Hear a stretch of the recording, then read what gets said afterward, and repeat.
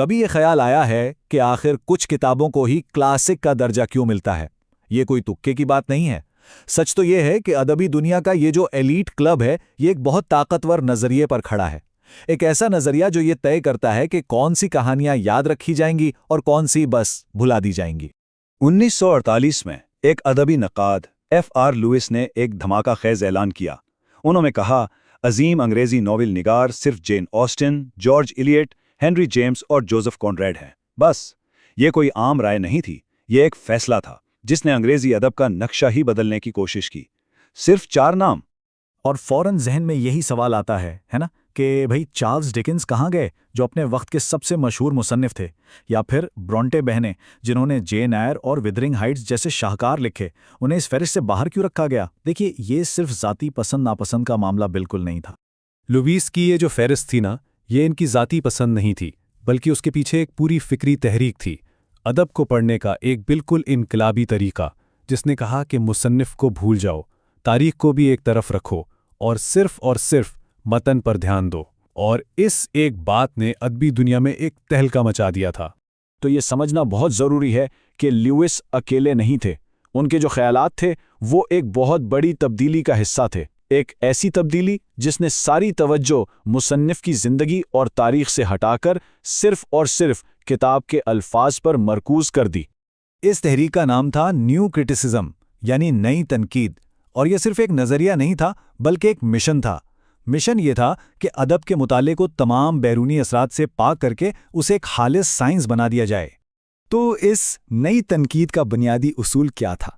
بہت سادہ الفاظ میں، کتاب کو اس کے لکھنے والے اور اس کی دنیا سے الگ کر کے دیکھو۔ ان کے مطابق ایک ناول خود ایک مکمل چیز ہے۔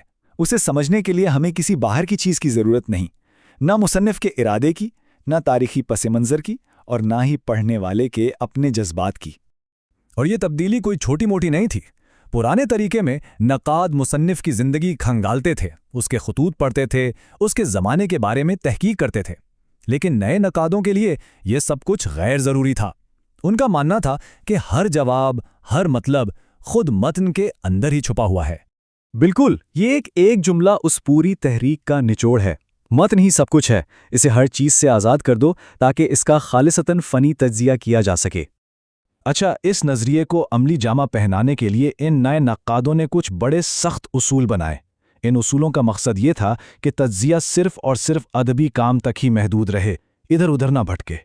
پہلا اصول تھا ارادی مغالطہ، مطلب یہ کہ مصنف کیا کہنا چاہتا تھا یہ اہم نہیں ہے، اہم تو یہ ہے کہ متن اصل میں کیا کہہ رہا ہے۔ مثال کے طور پر، اگر کوئی شاعر کہے کہ میری نظم بادلوں کے بارے میں ہے، لیکن نظم کے الفاظ خود موت کی بات کرتے ہوں، تو پھر نظم موت کے بارے میں ہی ہے، مصنف کا ارادہ غیر متعلق ہے۔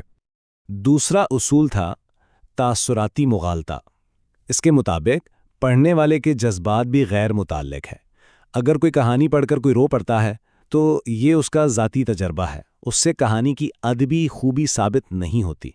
تنقید کو موضوعی یعنی آبجیکٹو ہونا چاہیے، موضوعی یعنی سبجیکٹو نہیں۔ اور یہ جو گلدان کی مثال ہے نا، یہ اس تصور کو بہترین طریقے سے سمجھاتی ہے۔ جیسے ایک گلدان اپنی خوبصورتی میں خود مکمل ہوتا ہے، اسی طرح ایک ادبی متن بھی ایک مکمل فن پارہ ہے، جسے اس کی اپنی ساخت، زبان اور اندرونی ہم آہنگی کی بنیاد پر پرکھا جانا چاہیے۔ تو آئیے اب واپس لیوس اور اس کی متنازع فہرست پر چلتے ہیں۔ لیوس نے نئی تنقید کے انہی اصولوں کو استعمال کرتے ہوئے ناول نگاروں کو پرکھنے کا اپنا ایک خاص معیار بنایا۔ لوئس کے لیے عظمت کا مطلب تھا ایک گہری اخلاقی شدت، یعنی ناول صرف کہانی نہ سنائے بلکہ زندگی کے بڑے بڑے سوالات سے ٹکرائے۔ صحیح کیا ہے، غلط کیا ہے، خیر کیا ہے، شر کیا ہے۔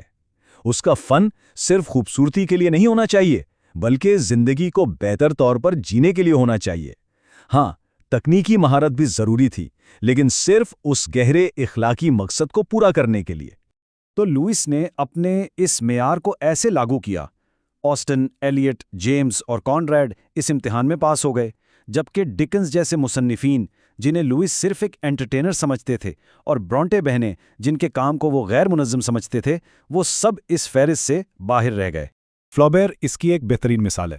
لیوس کا ماننا تھا کہ فلابیر نے اپنے سٹائل کی خوبصورتی پر اتنی زیادہ توجہ دی کہ اس کا کام زندگی کی حقیقی گہرائی اور اخلاقی سنجیدگی سے خالی ہو گیا۔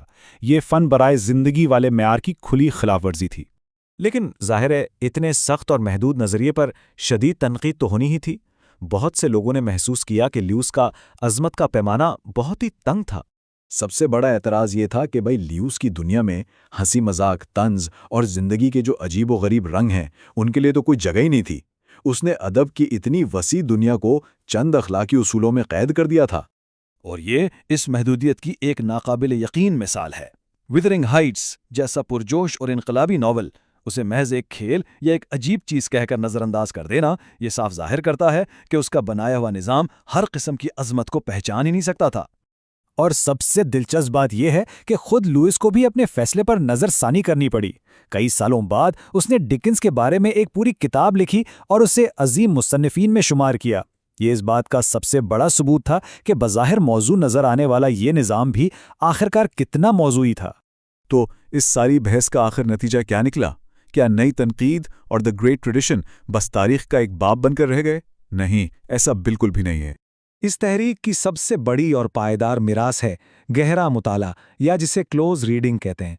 آج بھی جب اسکولوں اور یونیورسٹیوں میں ادب کا تجزیہ کیا جاتا ہے تو متن کے الفاظ، اس کی ساخت، اس کے استعاروں اور علامتوں پر جو توجہ دی جاتی ہے، یہ طریقہ سیدھا نئی تنقید سے ہی آیا ہے۔ اور آخر میں یہ سوال ہمارے سوچنے کے لیے ہے۔ جب ہم صرف متن پر توجہ مرکوز کرتے ہیں تو ہمیں بے شمار تفصیلات اور فنی باریکیوں کو سمجھنے میں بہت مدد ملتی ہے، لیکن کیا اس کوشش میں ہم مصنف کی دنیا، اس کے معاشرے اور تاریخ کے ان بڑے دھاروں سے دور ہو جاتے ہیں جو کسی بھی فن پارے کو جنم لیتے ہیں؟ یہ ایک ایسا سوال ہے جو آج بھی ادبی تنقید میں زندہ ہے۔